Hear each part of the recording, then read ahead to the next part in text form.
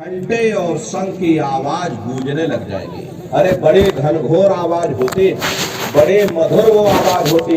ये दुनिया भर के गाने आप लोग सुनते हो, उस संगीत के सामने ये दुनिया के संगीत कुछ नहीं है। जब आप उस संगीत को सुनोगे, इतना भारी आनंद आपके ऊपर छा जाएगा, इतनी खुशी आपको होगी, ऐसा नशा आपके ऊपर चढ़ जाएगा, इतना आप उस आवाज में खो जाओगे कि आप सारी दुनिया को भूल जाओगे। प्रेमी भाई बहनों, ऐसा नशा आपके ऊपर चढ़ जाएगा। शंकर भगवान को वही नशा चढ़ा था। शंकर भगवान कोई गांजा भांग नहीं पीते थे।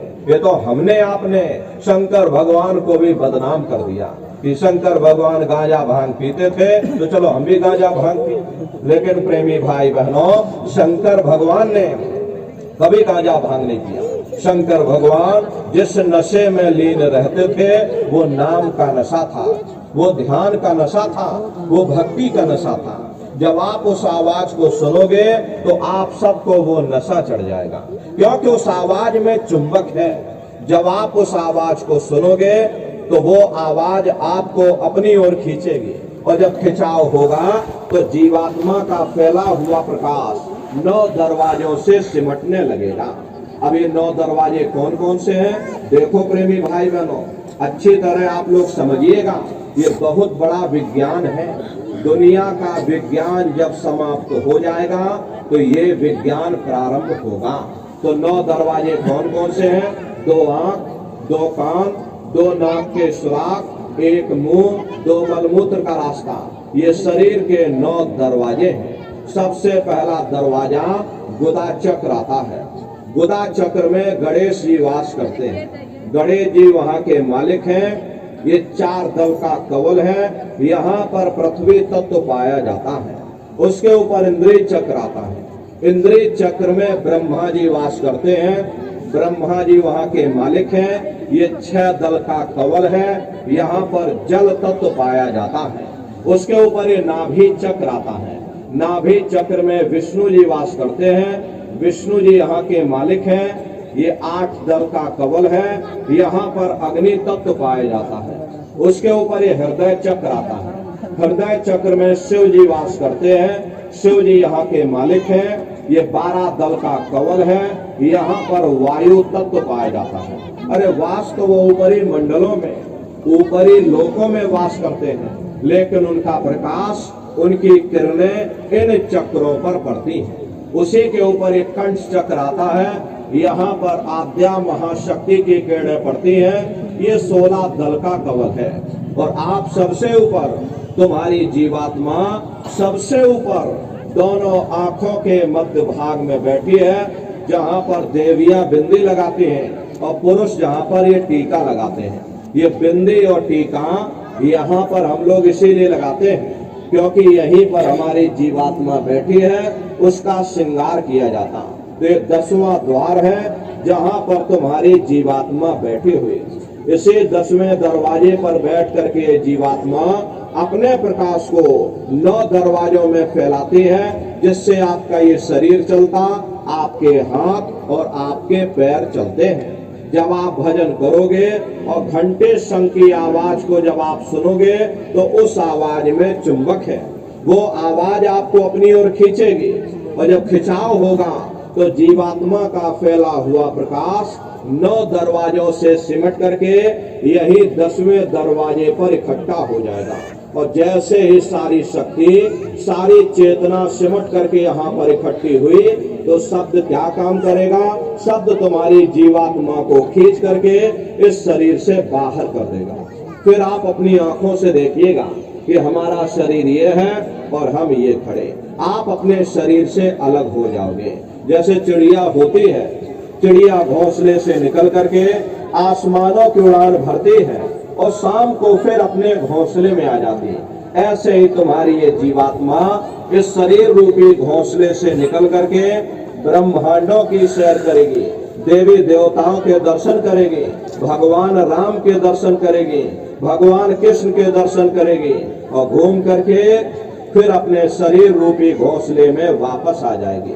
प्रेमी भाई बहनों, ये ब्रह्मा विष्णु महादेव जिनकी आप सभी लोग पूजा करते हो, प्रेमी भाई बहनों, ब्रह्मा विष्णु महादेव, आप सब उनकी पूजा करते हो, लेकिन कभी आपने ये विचार नहीं किया भाई जिनकी हम लोग पूजा कर रहे, आखिर ये ब्रह्मा विष्णु महादेव कौन है, ये कहाँ पर रहते हैं, ये क्या काम करते हैं, और इनके माँ बाप कौन है, भगवान राम कौन है, भगवान कृष्ण कौन है, ईश्वर कौन है, ब्रह्म कौन है, पर ब्रह्म कौन है, ये कहाँ पर रहते हैं। तो जरा संक्षिप्त में आप समझिएगा, क्योंकि अगर हम इसका वर्णन करेंगे लाखों वर्ष हमको लग जाएंगे, एक लोक का वर्णन नहीं हो पाएगा। इस आसमान के ऊपर ऐसे अनंतों लोक बने हुए, किन किन ब्रह्मांडों को पार करते हुए तुम्हारी ये जीवात्मा अपने 5वें मंडल पर यानी कि सचखंड में पहुंचेगी। तो जरा संक्षिप्त में आप समझिएगा प्रेमी भाई बहनों, जब आप लोग भजन करोगे और घंटे संग की आवाज को पकड़ करके जब आप शरीर रूपी घोंसले से बाहर निकल जाओगे, तो उसी घंटे संग की आवाज को पकड़कर ये जीवात्मा ब्रह्मांडों की चढ़ाई करती है। मान लो आप किसी जंगल में खो गए और चारों तरफ अंधेरा ही अंधेरा हो, कोई रास्ता आपको नजर ना आ रहा हो, तो आप किसी पहाड़ पर चढ़ करके और वहीं से आवाज लगाते हो कि भाई कोई हमारी आवाज को सुन रहा हो तो कृपया करके हमको रास्ता बताओ।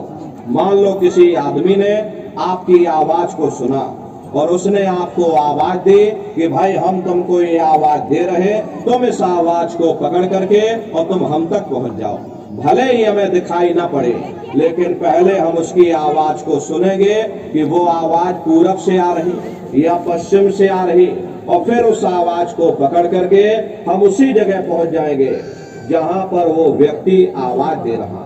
ठीक उसी प्रकार से इस मानव मंदिर के अंदर, इस शरीर के अंदर वो परमात्मा आवाज दे रहा। जब तुम्हारी ये जीवात्मा उस आवाज को सुनेगी तो उस आवाज को पकड़ करके ये जीवात्मा वहीं पहुंच जाएगी जहां वो परमात्मा बैठ करके आवाज दे रहा। तो प्रेमी भाई बहनों, जब आप भजन करोगे और जब घंटे संग की आवाज को सुनोगे तो उस आवाज को पकड़ करके ये जीवात्मा फिर ब्रह्मांडों की चढ़ाई करती है। पलक झपकते यह जीवात्मा खरबों योजन ऊपर चली जाती है। ये चांद सूरज सितारों को पार करने के बाद सबसे पहले जो आपको लोक मिलेगा उसे महात्माओं ने शिवलोक कहा।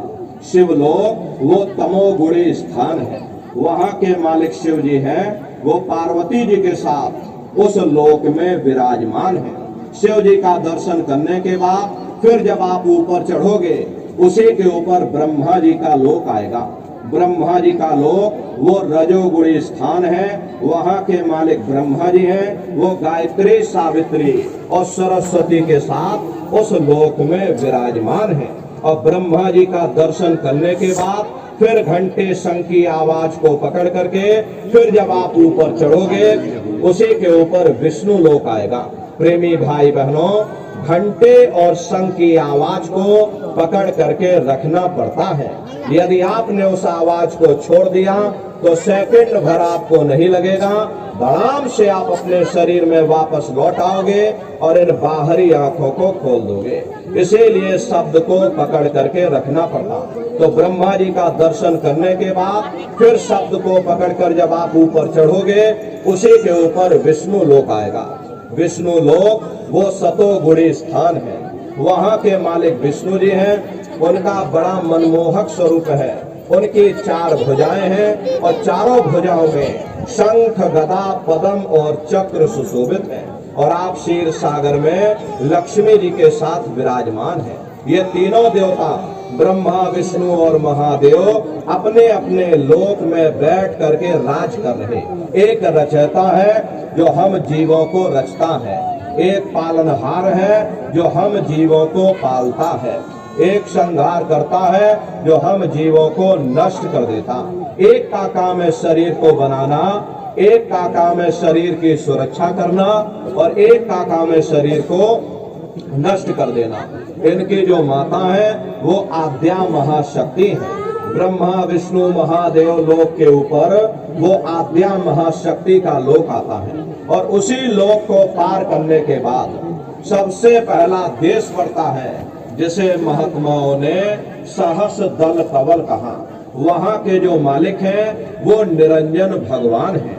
ये ब्रह्मा विष्णु महादेव ये निरंजन भगवान के ही पुत्र हैं, और ये आद्या महाशक्ति ये निरंजन भगवान की अर्धांगिनी है, और निरंजन भगवान स्वयं तीनों लोकों के मालिक हैं। उन्हीं को त्रिलोकीनाथ कहा गया। हिंदू उन्हीं को परमात्मा कहते हैं। अरे घंटे और शंख की आवाज जो हर इंसान के अंदर गूंज रही, वो आवाज उन्हीं के मुखार बिंद से हो रही। निरंजन भगवान का जो स्वरूप है वो ज्योतिष स्वरूप है। हजार बाती की अखंड ज्योति वहां पर बराबर जल रही। अरे हम लोग यहाँ मंदिरों में देखो ज्योति जलाते हैं, इस ज्योति में तेल की जरूरत पड़ती है, बाती की जरूरत पड़ती है। आपकी ये ज्योति घंटे 2 घंटे में जल करके बुझ जाएगी, लेकिन वो अखंड ज्योति वहां पर ऐसी जल रही जिसमें ना तेल की जरूरत है और ना बाती की जरूरत है। अरे महात्माओं ने लिखा है, उल्टा कुआ गगन में तिसमें जरे चिराग, और तिसमें जरे चिराग बिना रोगन बिन बाती, और 6 ऋतु 12 मास जरत रहे दिन राती, और सतगुरु मिले जो होए ताहि की नजर में आवे, और बिन सतगुरु नहीं कोई वाह को दर्शावे। वो अखंड ज्योति ऐसी है जिससे पूरा ब्रह्मांड प्रकाशवान हो रहा। जितनी भी अवतारी शक्तियां आई, अरे भगवान राम आए, राम को वहीं से नीचे उतारा गया। इसीलिए उस देश को अयोध्या नगरी या कौशलपुर देश भी कहा गया। अरे गोस्वामी जी महाराज जब साधना करके वहां पहुंचे, तभी गोस्वामी जी महाराज ने रामचरित्र मानस में लिख दिया। देखिए प्रेमी भाई बहनों, रामचरित्र मानस में गोस्वामी जी महाराज ने जो भी लिखा है वो सब अंतर का भेद लिखा। जब उन्होंने साधना किया, साधना करके जब ऊपर गए, जो कुछ उन्होंने ऊपर जाकर देखा वो रामचरित्र मानस में लिख दिया। अब आप लोग ऊपर गए नहीं, आपने कुछ देखा नहीं, इसीलिए आप अर्थों को समझ नहीं पाते हो और अर्थ का अनर्थ कर देते हैं। तो क्या लिखा गोस्वामी जी महाराज ने? देखिए गोस्वामी जी महाराज रामचरित्र मानस में लिखते हैं कि मोद्यो नैन त्रिशत में भयो, पुण्य चितवत कौशलपुर गयो। जब मैंने अपने बाहर की आंख बंद की, मेरी अंतर की आंख खुल गई और मैं क्या देख रहा हूँ, मैं कौशलपुर देश में पहुंच गया। मोह विलोक राम मुस्काई, मुझे देख करके भगवान राम प्रसन्न हो गए। उन्होंने ऊपर जाने का मुझे रास्ता दे दिया। मैं ऊपर जा करके क्या देख रहा हूँ, उधर माज सुन अंडज राया, देखे बहु ब्रह्मांड निकाया, अति विचित्रता लोक अनेका, रचना अधिक एक देका। विचित्र विचित्र भांत के वहां पर लोक बने हुए, एक से बढ़कर एक सुंदर सोने के वहां पर महल बने, जिनकी शोभा अवर्णीय है। प्रेमी भाई बहनों, वो असली अयोध्या नगरी है, वो भगवान राम का असली देश है। और जब आप लोग साधना करके वहां पहुंचोगे और अपनी दिव्य दृष्टि से जब भगवान राम के देश को देखोगे तो देखते रह जाओगे। ये क्या ईश्वर की लीला है, कैसी उसकी कारीगरी है, अनंत उसकी सत्ता है, अनंत ही उसका प्रकाश है। हरे प्रेमी भाई बहनों, उसी आनंद को पा करके बड़े बड़े राजे महाराजाओं ने अपने राज काज पर ठोकरें मार दी और जंगलों में जाकर के नंगे हो करके नाचने लगे। इतना आनंद, इतनी खुशी उन साधकों को होती है। अरे मीराबाई को जब वो दौलत मिल गई, मीराबाई ने अपना राजपाट छोड़ दिया और मीराबाई कहने लगी, मैं मिल जाए पाए पीऊ अपना, तब मेरे पीर बुझानी और मेरा सूरत शब्द सहलानी। कबीर साहब को जब वो दौलत मिल गई और अन्य महात्माओं को जब वो दौलत मिल गई, उन्होंने ऊपर चढ़ करके जब भगवान राम के देश को देखा, कलम तोड़ करके लिख दिया, अचरज देखा भारी साधो, अचरज देखा भारी रे, और बिना बजाए निस्दिन बाजे, घंटा शंख नगारी रे, और बहरा सुन सुन मस्त होते है, और तन की खबर बिसारी रे, और बिन भूमि के महल बना है, तामे जो तो जारी रे, अंधा देख देख सुख पावे, और बात बतावे सारी रे, और जीता मरकर फिर जी जावे, बिन भोजन बलधारी रे, और ब्रह्मानंद संत जन बिरला, कोई समझे बात हमारी रे। प्रेमी भाई बहनों, वो असली अयोध्या नगरी है, वो भगवान राम का असली देश है। अरे राम जी का दर्शन करने के बाद फिर तुम्हारी ये जीवात्मा दूसरे मंडल की आवाज को पकड़ करके और दूसरे मंडल की चढ़ाई करेगी। श्याम तज श्वेत को गहना, सुरत को तान धुन सुनना, और बंक के द्वार धस बैठो, और त्रिपुटी जाय कर लेना। उसी के ऊपर दूसरा देश आता जिसे महात्माओं ने त्रिपुटी देश कहा। वहाँ के जो मालिक है वो ब्रह्म है, वहीं से मन और माया की उत्पत्ति हुई, वहीं से तीन गुण रजोगुण तमोगुण सतोगुण, तीनों गुणों की उत्पत्ति वहीं से हुई। ये जो आपके वेद हैं, अरे वेदों को सारी दुनिया पढ़ती है, वेदों की भी उत्पत्ति उसी स्थान से हुई है। महात्मा कहते हैं कि त्रिकुटी महल में विद्या सारा, घर हर गरजे बजे नगारा, लाल वरण सूरज उजियारा। वहां पर दो धुने, बादलों की गर्जन और मृदंग की आवाज उस लोक में गूंजती रहती है। जैसे पहले स्थान पर भगवान राम के देश में घंटे और शंख की आवाज गूंजती है, ऐसे ही दूसरे मंडल पर यानी कि ब्रह्म के देश में बादलों की गर्जन और मृदंग वहां पर बजता रहता, ओम का जाप बराबर वहां होता रहता। ब्रह्म का जो स्वरूप है लाल वर्ण सूरज उजियारा, ये सूरज कुछ नहीं है। ऐसे तुम लाखों लाख सूर्य इकट्ठे करोगे तो वहां का एक सूर्य बनेगा। प्रेमी भाई बहनों, अरे ब्रह्म का जो स्वरूप है वो सुबह के लाल सूर्य के समान है, इसीलिए वहां का पूरा ब्रह्मांड लाल है। महात्मा जब साधना करके वहां पहुंचे तभी महात्माओं ने लिख दिया, लाली मेरे लाल की, जित देखो तो लाल, लाली देखन में गई, मैं भी हो गई लाल। वो पूरा ब्रह्मांड लाल है। तो जितने साधक वहां पहुंच जाते उन सभी को योगेश्वर कहा जाता है। योगेश्वर की पदवी उन्हीं को मिलती है जो ब्रह्म स्थान तक पहुंच रखते हैं। जैसे व्यास जी हुए, वशिष्ठ जी हुए, वाल्मीकि जी हुए, इन सब की पहुंच वहीं तक थी। इसीलिए कहा गया कि वाल्मीकि भय ब्रह्म समाना। जब इनकी जीवात्मा वहां पहुंची और जब इन्होंने ब्रह्म का दर्शन किया तो इनका स्वरूप भी ब्रह्म के समान यानी कि ब्रह्म स्वरूप हो गया।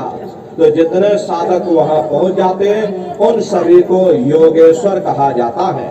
योगेश्वर भगवान श्री कृष्ण उसी देश में वास करते हैं। ये जो ब्रह्म देश है वो श्री कृष्ण भगवान का ही देश है और श्री कृष्ण भगवान वहीं पर रहते हैं। अरे बाहर की जन्माष्टमी नहीं है जो आप लोग यहाँ मनाते हो, ये तो आप नकल करते हो। महात्माओं ने कहा था भाई सही मायने में तुम जन्माष्टमी कब मनाओगे? जब तुम्हारी ये जीवात्मा 5 तत्व जल पृथ्वी अग्नि वायु आकाश और 3 गुण रजोगुण तमोगुण सतोगुण 5 तत्व 3 गुणों से परे हो करके और ब्रह्म देश में पहुंच करके जब कृष्ण भगवान का दर्शन कर लोगे तब सही मायने में जन्म अष्टमी मनाई जाएगी। वहां कृष्ण भगवान का दर्शन करने के बाद फिर तुम्हारी ये जीवात्मा तीसरे मंडल की आवाज को पकड़ करके और तीसरे मंडल की चढ़ाई करेगी। आगे पहुंची सुन झंकार, रंकार धुन सुनी पुकार, आगे श्वेत सुन है भाई, मान सरोवर पैठ नहाई। उसी के ऊपर तीसरा देश आता जैसे महात्माओं ने सुन्न देश कहा, उसी को रारंग देश कहा जाता, उसी को अक्षर और नेति कहा जाता। वहाँ के जो मालिक हैं वो रारंग पुरुष यानी कि पर ब्रह्म पुरुष है। वहाँ किंगरी और सारंगी 2 धुनें उस लोक में गूंजती रहती हैं और पर ब्रह्म पुरुष का जो स्वरूप है वो पूर्णमासी के चंद्रमा के समान बड़ा ही मनमोहक स्वरूप है। इसी स्थान पर प्रेमी भाई बहनों एक बहुत बड़ा अमृत का सरोवर बना है जिसे महात्माओं ने मान सरोवर कहा। जब तुम्हारी ये जीवात्मा उस मान सरोवर में जाकर स्नान कर लेगी तो जन्म जन्मांतरों के तुम्हारे मैले पाप कर्म साफ हो जाएंगे। अरे यहाँ के पानी से तुम्हारे कर्मों की सफाई नहीं होने वाली, ये बाहर का पानी तुम्हारे शरीर के मैल को धो सकता, लेकिन जो पापों का मैल है, जो अंतःकरण में ये जो कर्मों की गंदगी आपने अपने ऊपर लाद रखी है, पापों की गठरी आपने अपने ऊपर लाद रखी, वो जब साफ होगी जब आप तीसरे मंडल पर पहुंच करके उस गंगा में डुबकी लगाओगे। उसमें स्नान करने के बाद ये जीवात्मा हंस रूप हो जाती है। हंसन मिले हंसा हो जाए, मिले जो अमी आहारा है। जीवात्मा का खुद का प्रकाश उस अमृत के सरोवर में स्नान करने के बाद 16 सूर्य के बराबर हो जाता है। तो फिर यही जीवात्मा चौथे मंडल के शब्द को पकड़ करके चौथे मंडल की चढ़ाई करती है। 2 पर्वत के संग निहारो और भंवर गुफा ते संत पुकारो। 2 पर्वतों को पार करने के बाद वो बड़ा सुंदर देश आता, जैसे महात्माओं ने भंवर गुफा कहा। वहाँ के जो मालिक हैं वो सोहंग पुरुष हैं, माँ नहीं है। हापे अंग की मात्रा सोहंग पुरुष। वहाँ बंसी यानी मुरली की मधुर ध्वनिया सदा उस लोक में उच्चारण होती रहती है। और सोहंग पुरुष का जो स्वरूप है वो दोपहर के सूर्य के समान महाप्रकाशवान स्वरूप है। अरे स्वरूप में अंतर है। पहले स्थान पर निरंजन भगवान का जो स्वरूप है वो ज्योतिष स्वरूप है। दूसरे स्थान पर ब्रह्म का जो स्वरूप है वो सुबह के लाल सूर्य के समान है। तीसरे स्थान पर ब्रह्म पुरुष का जो स्वरूप है वो पूर्णमासी के चंद्रमा के समान है। चौथे स्थान पर सोहंग पुरुष का जो स्वरूप है वो दोपहर के सूर्य के समान महाप्रकाशवान स्वरूप है। वहाँ के धनी का दर्शन करने के बाद ताके परे धाम सतनामा और बीन बजे सतलोक ठिकाना। सोहंग देश के ऊपर वो 5वां देश आता, जैसे महात्माओं ने सचखंड देश कहा। वो सचखंड देश अजर अमर अविनाशी सदा एक रस रहने वाला देश है। वहाँ न काल है, न कर्म है, न दुख है, न संताप है, न पुण्य है, न पाप है। जो जीवात्माएं वहाँ पर पहुँच जाती हमेशा के लिए जन्म मरण के बंधनों से आजाद हो जाती। वहाँ के जो मालिक हैं वो सत्पुरुष भगवान हैं, जिनके रोम रोम में खरबों खरब सूरज चांद सितारे प्रकाशमान। वही हमारे आपके सच्चे मालिक हैं, वही हमारे आपके सच्चे पिता हैं। हमको आपको वहीं से नीचे उतारा गया, फिर शब्द को पकड़ करके शब्द शब्द पौड़ी पर चढ़कर पहुंचो सचखंड सतनाम। तो शब्द कब पकड़ में आएगा? जब आप लोग भजन करोगे। और भजन कैसे किया जाएगा जरा अच्छी तरह समझ लो। ये आंख और कान को बंद करिएगा, लेकिन मन को रोकिएगा। ऐसे समय पर तुम्हारा ये मन जरूर भागेगा। अभी आप यहाँ सत्संग में बैठे हो, शरीर भले तुम्हारा यहाँ बैठा, लेकिन मन सारी दुनिया में भागता है। किसी को पानी पीना है, ये मन पानी पीने पहुंच गया। कोई बाल बच्चों को घर में छोड़कर आया, मन बाल बच्चों में पहुंच गया। किसी को कोई बात याद आ गई, मन वहां उलझ गया। प्रेमी भाई बहनों, महात्माओं के सत्संग में ये मन आपको सुनने नहीं देता। ये हमारे आपके पाप कर्मों का नतीजा है। अरे कबीर साहब ने लिखा है कि कबीर पापी भगत न भावे, हर पूजा न सोहाए, माखी चंदन पर हरे और जहाँ विगंध तह जाए। जिस तरह से मक्खी चंदन या कस्तूरी पर नहीं बैठती है, बल्कि रात दिन गंदगी में भिनभिनाती रहती, ठीक उसी प्रकार से हम मनुष्यों का हाल है। हमारे आपके खोटे पाप कर्म हमें महात्माओं की तरफ जाने नहीं देते, उनके वचनों को सुनने नहीं देते हैं। इसीलिए प्रेमी भाई बहनों, महात्माओं ने कहा है वो बड़ा बैरी मन घट में, इसी का जीतना कटना। अगर दुनिया में कोई हमारा दुश्मन है तो केवल तुम्हारा ये मन है। ये मन रूपी रावण कब मरेगा? जब 9 द्वारों पर फतेह हासिल करके तुम यहाँ 10वें द्वार पर चढ़ जाओगे, तब सही मायने में दशहरा मनाई जाएगी। अरे बाहर की दशहरा नहीं है जो लकड़ी का रावण बना देते हो और फूंक फांक करके घर चले आते। कहते भाई हमने रावण मार दिया। अरे महात्माओं ने कहा था भाई सही मायने में तुम दशहरा कब मनाओगे? जब 9 द्वारों पर फतेह हासिल करके तुम यहाँ 10वें द्वार पर चढ़ जाओगे, तब सही मायने में विजयदशमी मनाई जाएगी। तब ये मन रूपी रावण तुम्हारा मरेगा और तब तुम्हारी ये जीवात्मा, अरे इसी जीवात्मा को महात्माओं ने राम भी कहा। हम कोई अपने मन से नहीं कह रहे। अरे रामचरितमानस में लिखा हुआ है, एक राम दशरथ का बेटा, एक राम घट घट में लेटा, एक राम का शकल पसारा, एक राम है सबसे न्यारा। एक वो राम है जो अयोध्या के वासी हैं और एक राम घट घट में लेटे, यानी हमारी आपकी ये जीवात्मा जो हर एक के अंदर मौजूद है। महात्माओं ने कहा भाई एक वो राम है और एक राम का शकल पसारा, यानी पहले स्थान के मालिक वो निरंजन भगवान जिनको दुनिया त्रिलोकीनाथ कहती है, जिनका ये पूरा पसारा, ये पूरा संसार है। महात्माओं ने कहा भाई एक वो राम है और एक राम है सबसे न्यारा, 5वें स्थान के मालिक वो सत्पुरुष भगवान जो हमारे आपके सच्चे पिता हैं। महात्माओं ने कहा भाई एक वो राम है। तो महात्मा तो उस राम की महिमा गाते हैं। मोटी बात आप पकड़िए कि भजन कैसे करोगे। ये आंख कान को बंद कर लेना, ऊंचा ध्यान दे करके सुनिएगा। शुरू में सीटी जैसी आवाज आप सभी को सुनाई पड़ेगी, उसे आप पकड़ लेना।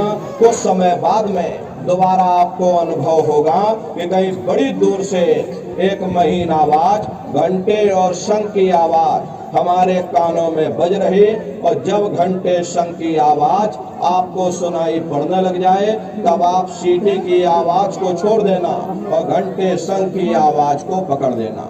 एक बार प्रेमी भाई बहनों आप उस आवाज को पकड़ लो, फिर वो आवाज आपको नहीं छोड़ेगी, खींच करके शरीर से बाहर कर देगी। फिर रोज जाना, रोज ब्रह्मांडों की सैर करना, रोज देवी देवताओं के दर्शन करना, रोज भगवान राम के दर्शन करना, रोज भगवान कृष्ण के दर्शन करना और घूम करके फिर अपने शरीर रूपी घोंसले में वापस आ जाना। तो सुमरन, ध्यान और भजन, ये 3 क्रियाएं आपको बताई गई। रास्ता सच्चा है, आप करिएगा, लेकिन नित्य नियम से करिएगा, नागा नहीं होना चाहिए। अरे आप देखो शरीर को भोजन देते हो, सुबह दोपहर शाम रात खाते रहते, लेकिन कभी आपने ये विचार नहीं किया ये जीवात्मा जो जन्म जन्मांतरों से बेचारी भूखी प्यासी बैठी है और जिसकी शक्ति से तुम्हारा ये शरीर चल रहा, तो कभी अपनी जीवात्मा को आपने भोजन नहीं दिया।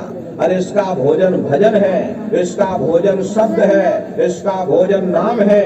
अपना ये नियम बनाओ कि पहले हम अपनी जीवात्मा को भोजन देंगे, फिर अपने शरीर को भोजन देंगे। अगर ये नियम आपका बन गया, अरे तुम्हारा लोक भी बन जाएगा और तुम्हारा परलोक भी बन जाएगा। प्रेमी भाई बहनों, उस मालिक को पाने के लिए तुम्हें कोई घर बार नहीं छोड़ना है, तुम्हें कोई जात बिरादरी नहीं बदलनी है। अरे जात पात के रगड़े झगड़े ये हमारे अपने नहीं है, ये सिर्फ हमारे मन की खुरापात है। अरे आप अपनी बुद्धि से विचार करिएगा, जब गुरु नानक साहब नहीं आए थे तब कोई सिख नहीं था, जब मोहम्मद साहब नहीं आए थे तब कोई मुसलमान नहीं था, जब ईसा मसीह साहब नहीं आए थे तब कोई ईसाई नहीं था, और पीछे लौटते चले जाओ तो केवल मनुष्य ही मनुष्य रह जाते हैं। ये रगड़े झगड़े किसने पैदा किए? ये हमने आपने पैदा किए। अरे कोई भी महात्मा यहाँ पर आकर के ना कोई कौम बनाने आता, ना कोई यहाँ पर मजहब चलाने आते, ना कोई यहाँ पर जात और बिरादरी को बदलने आते हैं, और ना ही आप हमारे हाथों में ये डंडे और तलवारें देने के लिए आते। अरे आप तो सच्चा मार्ग, सनातन मार्ग समझाने के लिए इस धरा भूमि पर शरीर रूप में अवतरित होते हैं। प्रेमी भाई बहनों, देखो सुपच जाति के भंगी थे, रैदास जी महाराज जाति के हरजन थे और मीराबाई जाति की छत्राणी थी। अगर वे सब उस मालिक को प्राप्त कर सकते हैं तो आप भी उस मालिक को प्राप्त कर सकते हो।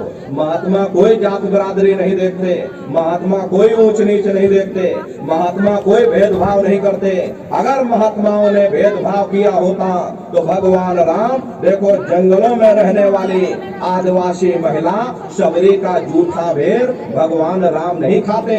जाते पाते पूछे नहीं कोई, हरि का भजय सो हरि का होय। लोग यहाँ जात पात बनाते बनाते मर गए।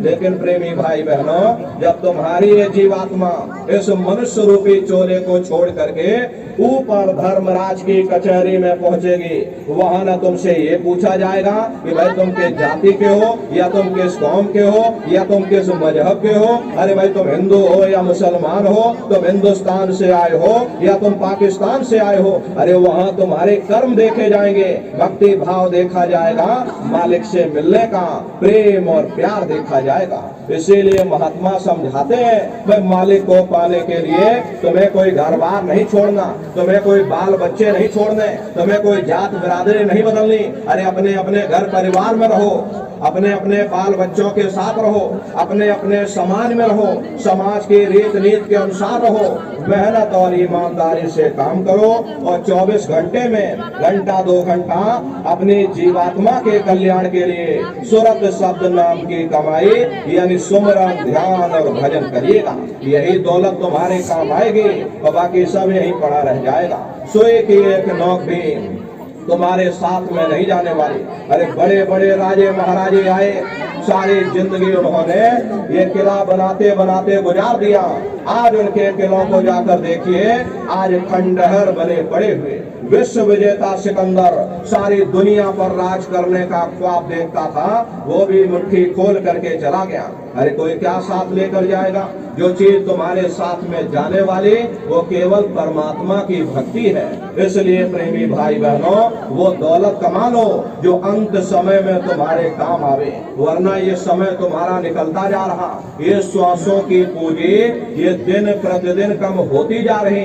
एक समय ऐसा आएगा ये बुलबुला तुम्हारा फूट जाएगा, फिर न जाने ये मनुष्य शरीर तुमको मिले न मिले। अरे भटकते रह जाओगे युगों युगों के लिए उन नरकों और 84 में। इसलिए प्रेमी भाई बहनों, अहो भाग्य है आपका, आपको ये मौका मिल गया, ये मनुष्य शरीर आपको मिल गया। इस मौके का लाभ उठाओ, मनुष्य रूपी मंदिर में बैठ करके वो आत्म धन कमा लो जिससे तुम्हारी जीवात्मा का कल्याण हो जावे। तो सुमरन, ध्यान और भजन नित्य नियम से आप लोग करिएगा। और देखिए प्रेमी भाई बहनों, हमारी आपसे प्रार्थना है कि आप लोग शाकाहारी रहिएगा, क्योंकि हमारे गुरु महाराज ने शाकाहार पर विशेष जोर दिया। गुरु महाराज हमारे कहते थे कि बच्चे बच्चियों तुम लोग शाकाहारी रहना, शाकाहार का प्रचार करते रहना, इसी से देश और दुनिया में भारी परिवर्तन होगा। प्रेमी भाई बहनों, परिवर्तन कोई कानून बनाने से नहीं होता, परिवर्तन कोई सजा देने से परिवर्तन नहीं हो जाता है। परिवर्तन तब होता है जब लोगों के विचार बदलते, लोगों की भावनाएं बदलती हैं। और विचार जब बदलेंगे जब लोगों का खान पान शुद्ध होगा। अरे देसी कहावत है, भाई जैसा खाए अन्न वैसा होए मन। जब इंसान पशुव्रती भोजन करेगा तो उसकी बुद्धि स्वतः ही पशुओं जैसी हो जाएगी, सोच विचार उसका चिंतन स्वतः ही पशुओं जैसा हो जाएगा। फिर जिस शराब के नशे में माँ बहन बेटी की पहचान खत्म हो जाए, उस शराब को पी करके ये कैसे पता चलेगा कि भाई क्या अच्छा और क्या बुरा है। यही कारण है कि आज घर समाज में ये दुनिया भर के अत्याचार और दुनिया भर के व्यभिचार फैले हुए। अरे हम लोग देखो मंदिर बनवाते हैं, उन मंदिरों में नहा धो करके जाते, कहते भाई परमात्मा के रहने की जगह है, हमको नहा धो करके जाना चाहिए, फूल अगरबत्ती ले जाना चाहिए। कोई उन मंदिरों में कूड़ा कचरा नहीं डालता। अगर कूड़ा कचरा डालोगे तो आपस में लाठियां चल जाएगी। फिर ये जो हरि मंदिर है, ये पंच भौतिक शरीर जिसे महात्माओं ने हरि मंदिर कहा, और इसमें तुम हाड़ मांस के लोथड़े डालते हो, इसमें तुम शराब के कतरे डालते हो। अपने बनाए हुए मंदिर की आप कदर करोगे और परमात्मा के बनाए हुए इस हरि मंदिर को आपने जीते जी कब्रिस्तान बना दिया तो सख्त सजा मिलेगी। अरे महात्माओं ने लिखा है कि तिल भर मच्छी खाई के और कोट गौ दान और काशी करवट जा मरे और निश्चय नरक निदान। यदि तिल भर भी मच्छी खा करके फिर चाहे कोटान कोट तुम गौओं का दान करो और काशी में जाकर के मत्था रगड़ते रगड़ते अपनी पूरी जिंदगी वहां पर गुजार दो, फिर भी तुमको तुम्हारे गुनाहों की सजा मिलेगी, कोई बच नहीं सकता। क्योंकि ये कर्म भूमि है, यहाँ तुम जैसा कर्म करोगे वैसा फल तुमको मिलेगा। देखिए इस कर्म भूमि पर राम और कृष्ण तक नहीं बच पाए। उस समय बाली को छिप करके बाण मारा था और वही बाली कृष्ण अवतार में बहेलिया बन करके आ गया और कृष्ण भगवान के पैरों में पद्म चमकता था। हिरण की आंख समझ करके और बहेलिये ने निशाना मार दिया और जब पास में आकर के देखा कृष्ण भगवान थे। अफसोस करने लगे, लेकिन कृष्ण भगवान ने उसको समझाया कि भाई इसमें तुम्हारा कोई दोष नहीं। उस समय हमने तुमको छुप करके मारा, आज तुमने हमको मार दिया, हमारा तुम्हारा अदला बदला पूरा हो गया। कर्म प्रधान विश्व रच राखा, जो जस करे सो तस फल चाखा। ये कर्मों का ऐसा देश है, यहाँ तुम जैसे बीज बोगे वैसे ही फसल काटोगे। यदि हम अपनी जिह्वा के लिए बेजुबान जानवरों की गर्दन पर छुरियां चलाएंगे तो एक समय हमारा भी आएगा, हमारी भी गर्दन पर छुरियां अवश्य ही चलेंगी। इसलिए प्रेमी भाई बहनों, आपसे हमारी प्रार्थना है कि आप लोग शाकाहारी रहिएगा। अरे तरह तरह की बीमारियां जो आज के समय में आ रही, इसका मुख्य कारण एक ही है, लोगों का खान पान गंदा हो गया। अरे आप अपनी बुद्धि से जरा विचार करिए, इंसानों के खून में जब जानवरों का खून मिल जाएगा, इंसानों के अंदर जब जानवरों के कीटाणु पहुंच जाएंगे तो न जानवरों की दवा काम में आएगी, न इंसानों की दवा काम में आएगी। तो परिणाम क्या होगा? ऐसी महामारियां फैलेंगी। इसलिए प्रेमी भाई बहनों, आपसे हमारी प्रार्थना है कि आप लोग शाकाहारी रहिए। कोई ऐसा नशा मत करना जिससे बुद्धि आपकी पागल हो जाए और घर में माँ बहन बेटी की पहचान खो दो। अरे आप अपने आप को कट्टर हिंदू मानते हो, अरे भाई हम कट्टर हिंदू हैं, हमसे बड़ा सनातनी दुनिया में कोई नहीं। हम भगवान राम को मानने वाले हैं, हम बजरंगबली को मानने वाले, हम भगवान कृष्ण को मानने वाले। अरे भाई आप राम को मानते हो और आप कृष्ण को मानते हो तो उनके आदर्शों पर भी चलना सीखो। भगवान राम ने कभी नहीं कहा कि तुम मांस खाओ, या कृष्ण ने कभी नहीं कहा कि तुम शराब पियो। जितने देवी देवता अवतार हुए सभी यही कह करके गए कि अहिंसा परमो धर्मा। अगर हमने किसी को बनाया नहीं तो मिटाने का अधिकार हमारे पास नहीं। अरे आप इंसान हो, इंसान का काम है दया करने का, दया धर्म का मूल है। इसलिए आप जीवों पर रहम करो, रूहों पर रहम करो। सभी लोग शाकाहारी रहना, शाकाहार का प्रचार अपने अपने क्षेत्रों में बराबर आप लोग करते रहिएगा। अरे सतयुग कैसे आएगा, राम राज कैसे आएगा? राम राज कोई नारा लगाने से नहीं आएगा, राम राज कोई भाषण देने से नहीं आएगा। राम राज जब आएगा जब लोगों के अंदर अच्छे विचार आएंगे। वरना राम के समय में भी रावण जैसे असुर होते थे, कृष्ण के समय में भी कंस जैसे असुर होते थे। अरे तब भी लड़ाइयां होती थी, तब भी युद्ध हुआ करते थे। राम राज का मतलब है अच्छे विचारों का आना, और अच्छे विचार जब आएंगे जब हर इंसान मानव धर्म का पालन करेगा। अरे मानव धर्म क्या कहता है? सत्य, दया, अहिंसा, प्रेम और करुणा, यही मानव धर्म का आधार है। और जब मानव के अंदर मानवता आ जाएगी, मानव के अंदर दया आ जाएगी, मानव के अंदर करुणा आ जाएगी, ये मानव दूसरों की पीड़ा को अपनी पीड़ा समझने लग जाएगा। जब इंसान के अंदर इंसानियत आ जाएगी तब सही मायने में देश में राम राज आ जाएगा। इसीलिए महात्माओं ने कहा है कि वह राम राज को लाना है तो पहले मानव धर्म अपनाना है, मानव को पहले मानव धर्म अपनाना पड़ेगा। इसीलिए हमारे गुरु महाराज कहकर गए, बच्चा गांव गांव में जाकर के तुम हमारे संदेशों को सुनाओ, गांव गांव के लोग भजन करने लग जाएं, गांव गांव में सत्संग होने लग जाए, गांव गांव के लोग शाकाहारी हो जाएं, गांव गांव के लोग सदाचारी हो जाएं, गांव गांव के लोग चरित्रवान हो जाएं, आंखों में माँ बहन बेटी की पहचान कायम हो जाए। तो जब हमारा ये गांव बदल जाएगा तो पूरा समाज बदल जाएगा, निश्चय ही कलयुग में सतयुग आ जाएगा। इसलिए प्रेमी भाई बहनों, धर्म के प्रचार में आप सभी लोग अपना अपना योगदान दीजिएगा। देखिए हमारे गुरु महाराज परम संत बाबा जय गुरुदेव जी महाराज ने एक अच्छे समाज के निर्माण के लिए, चरित्रोत्थान के लिए, लोगों को शाकाहारी और सदाचारी बनाने के लिए 116 वर्ष की आयु तक अथक मेहनत और परिश्रम किया। हमारे गुरु महाराज ने अपने गुरु की याद में मथुरा आश्रम पर कृष्ण भगवान की नगरी यानी कि मथुरा में इतना विशाल मंदिर हमारे गुरु महाराज ने अपने गुरु की याद में बनवाया है। गुरु महाराज हमारे कहते थे कि बच्चा, मंदिर का वो देवता वहां पर बैठ करके बरकत बांट रहा। अरे आप लोग आइए, वहां कोई रुपया पैसा नहीं चढ़ाया जाता, कोई चंदा चुटकी नहीं।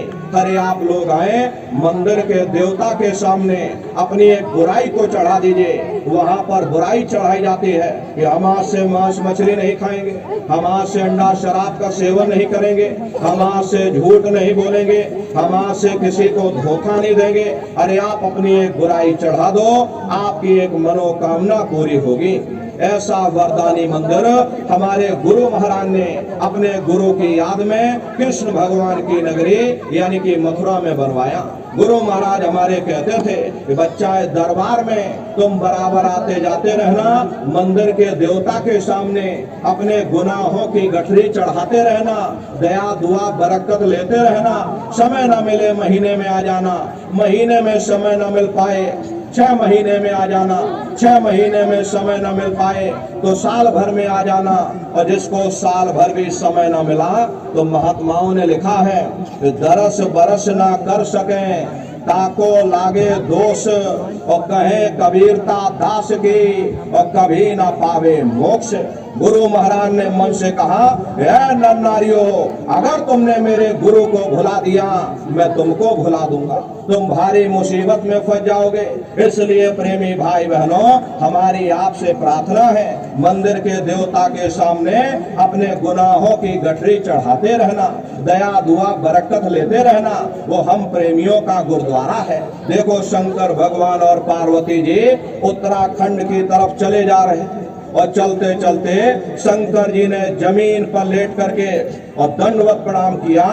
प्रेमी भाई बहनों, पार्वती जी ने पूछा कि भगवान ये बताइए, यहाँ ना कोई पेड़ है, ना कोई पशु है और ना कोई पंछी है, अरे आप किसको प्रणाम कर रहे हो? तब शंकर जी ने उत्तर दिया कि पार्वती या भूमि की, और क्या कहूँ वर्णन भाग्य, और 10,000 वर्ष पूर्व संत रहे यही जाग।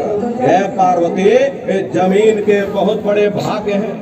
आज से 10,000 वर्ष पहले एक संत महात्मा जमीन पर आकर सत्संग कर गए थे। ये जमीन बहुत पवित्र है, मैं जमीन को प्रणाम कर रहा हूँ। अरे आज हमारे गुरु महाराज 50 वर्ष मथुरा आश्रम पर रह करके अपने चरणों से वहाँ के कण कण को पवित्र किया।